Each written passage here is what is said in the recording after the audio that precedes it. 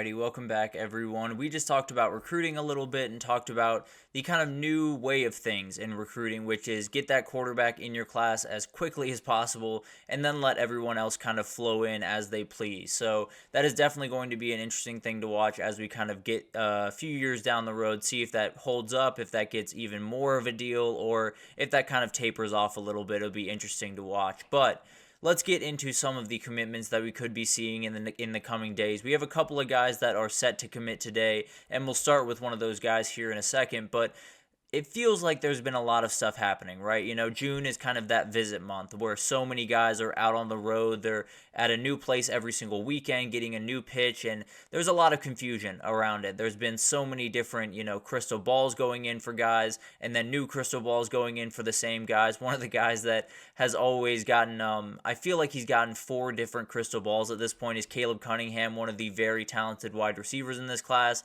Was at Alabama last week, got an Alabama crystal ball, and we'll probably be at Florida State in a couple of weeks and we'll get a Florida State crystal ball, but that's recruiting at this point in time. So it's a ton of different things happening. June was an absolutely crazy month, but it feels like we're coming up on a time where there's going to be a ton of commitments here pretty soon, and a couple of them are going to happen today that are going to be just massive for this recruiting class. And the one that I want to start with most closely is Josiah Sharmy. I think he's someone, a really, really talented defensive tackle. He is someone who's kind of in between Washington, Texas, Oregon, and Bama right now.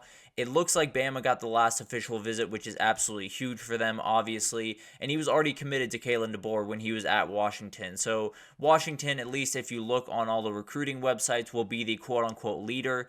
That tends to stem from his time when when Kalen DeBoer was still the head coach there. So it feels like Alabama might be the slight lean right now, but the reality is Texas is pushing very hard as well. Alabama does have a couple of ties to his high school, which very much helps. Courtney Morgan, the fantastic general manager over there at Bama, has tons of California roots, so has been a big part of this recruitment. Also, Austin Mack, a very talented quarterback for Alabama, went to his same high school, as did All-American for Alabama back in the day, Jonah Williams. So a ton here that they can kind of pull from and use on this recruiting trail. And if they can get this guy to commit, I think it'll be the 8th guy that is committed since Keelan Russell flipped from SMU. So like we were just talking about, that quarterback comes into play and everything kind of follows after that on both sides of the ball. So it's a pretty remarkable thing that they be able to pull off. Obviously, I talked about how most of the recruiting sites are going to say Washington's the leader.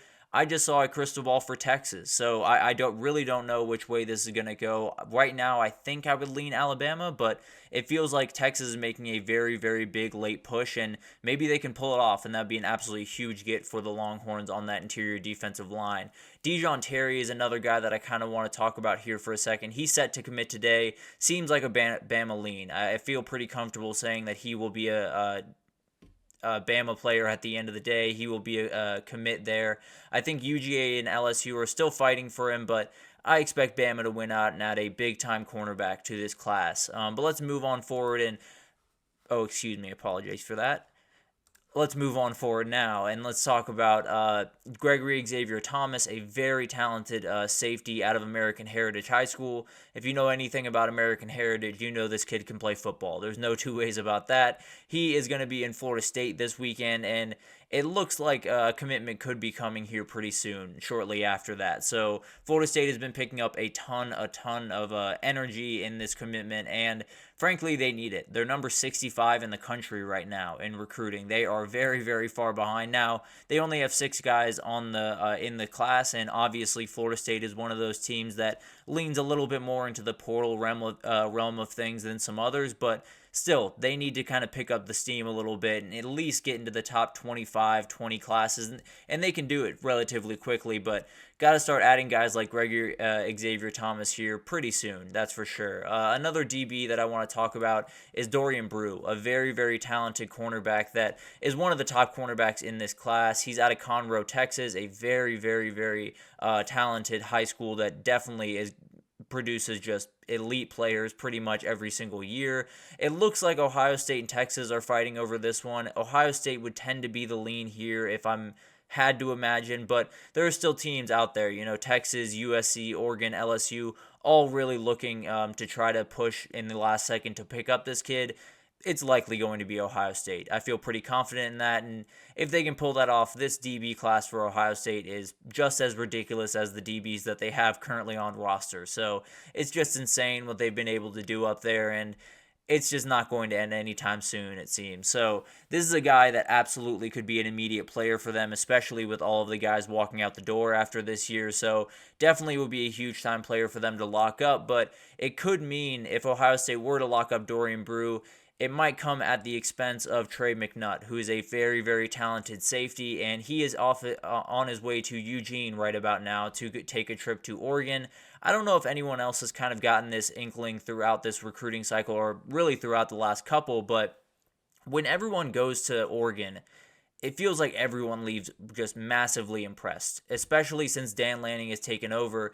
It feels like a recruiting trip to Oregon is just a little bit different. And I think we all know why, with all of the different jerseys they get to put on, and the Nike and everything around that school is obviously incredible. But it feels like even more recently, there's that energy around Oregon that hasn't been there really since Chip Kelly was there. And there's that juice that you feel that Oregon can, compete with anyone because Phil Knight was right in their back door, and they absolutely can get that guy to open his pocketbook really whenever they need him to, and definitely has been a huge help to them, not only through the NIL realm, but also just being there. Seeing the founder of Nike in front of you and him saying Oregon's the best place to be, that holds a lot of weight. There's no two ways about that. But another guy we mentioned earlier when we were talking about quarterbacks, Malik Washington, a very, very talented guy. He's set to commit later today, the top uncommitted quarterback on the board right now, and it's going to be Maryland. I feel very confident about that. There's some teams out on the outskirts, and he's taken some visits over the last couple of weeks, but Maryland and Mike Locksley have pretty much won this one. It absolutely would be a huge get for them because they're going to need a quarterback that is going to start pretty much right away. I like Brian Edwards a lot, and I think he's going to be a player that is going to play some good football for them this year, but I think they would be a little bit goofy to think that they're going to do anything but start this kid right away, or maybe bring in a transfer portal quarterback to start 1 year and then bring him into the fray. Who knows? But the reality is this is a very talented kid, and I think he really showed out during the Elite 11 camp, and I think he's going to be just a fantastic pickup for Mike Locksley and company. They're just going to love this kid over there in Maryland. But let's talk about Decorian Moore. Oh, excuse me. Before we get to that, I do want to talk about Julian Lewis here for a second, because this is something we've talked about a little bit on here. USC is bleeding a little bit. They've lost a ton of big-time defensive recruits, and Julian Lewis has said time and again he wants to play with elite defensive recruits, and Auburn and Colorado are pushing just so hard to get this kid. There's no doubt about that, and frankly, I think he's going to flip. I don't know where. I don't know if it's going to be Auburn or if it's going to be Colorado, but I don't think USC is going to have this guy in their class for very much longer, and I don't know if it happens, this weekend or next week or in a month from now, but I don't necessarily love where they stand on him. I saw someone very, very much plugged in on the recruiting world. Might have been Chad Simmons. I can't exactly remember at this moment, but he said they had USC running third. So this is not necessarily the place that USC wants to be. That could be a decommitment and then a commitment this upcoming week. So that'll be interesting to watch. Decorian Moore, we said we were going to talk about the number one wide receiver in the country. This is Texas versus Oregon. No two ways about it. He's was at Texas 2 weeks ago, was at Oregon last week.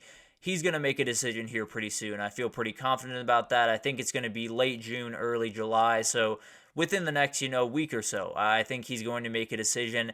My lean would be Texas right now. It feels like Texas has kind of been the constant here. It's a little bit closer to home, which is huge for him and his family. I mean, his entire family was up in Austin for his visit, and it was a very, very cool scene up there. So it feels like he's going to be a Longhorn, but as I said before, when Oregon gets that last visit, it gets a little bit interesting for some of the other teams. But let's move on to the final guy, Injustice Terry. I really want to talk about him because we talked about another USC decommit, Isaiah Gibson, on the D-line.